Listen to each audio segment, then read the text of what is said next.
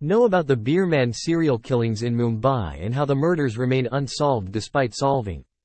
Hi, welcome to Daily Crime, True Crime Daily. To the point. We believe in reporting on everything that happens in our city.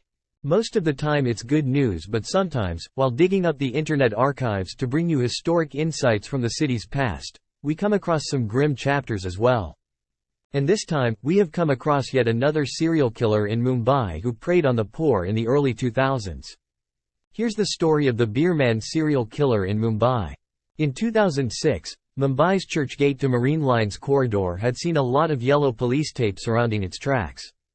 The reason? Starting the 5th of October 2006 up to the 11th of January 2007, 7 dead bodies were recovered between Churchgate and Marine Lines railway tracks, and all of them were stripped naked from the waist below, suggesting sexual assault.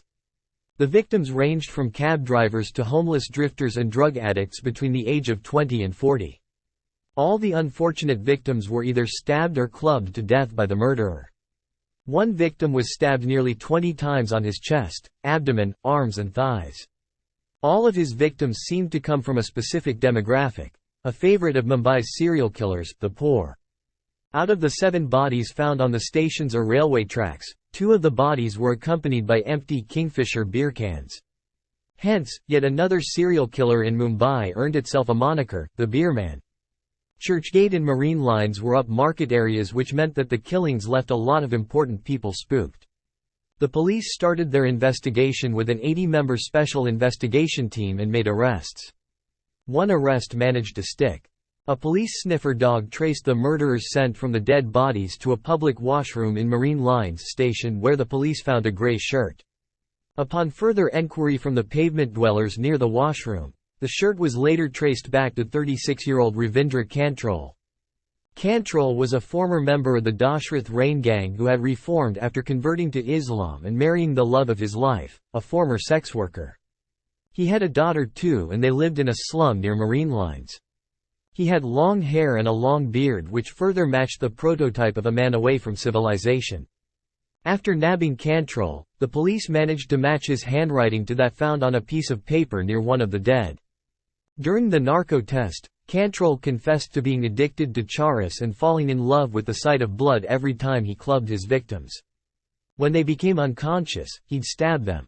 However, he admitted to killing not just 7 but 15 people. He also admitted that the beer was not for himself but for his victims. He'd make his victims drink beer before he clubbed them to death.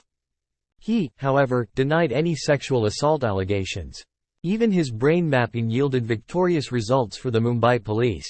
He had shown signs of recognition after being shown the photographs of the Beerman's victims. There were also 2 eyewitnesses to make the case foolproof. While the police did its investigation, the rumor mill did its own.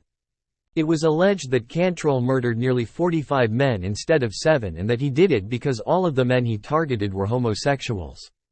Some said that Cantrol killed homosexuals because he was a closeted gay man himself, and some said that he did it to rid the city of the deviants.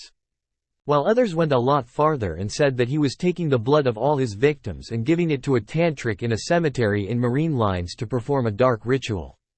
Cantrol was sentenced to life in prison by the Siri court despite a plea for capital punishment. A fine of Rs. 2,000 was imposed on him too. However, in 2009, he was released due to lack of admissible evidence by the Bombay High Court. All the media houses indulged in trial by media when Ravindra Cantrol was arrested by the Mumbai police, but only a handful of them reached out to interview him when he was acquitted of all charges. His false conviction still haunts him, his wife and his daughter.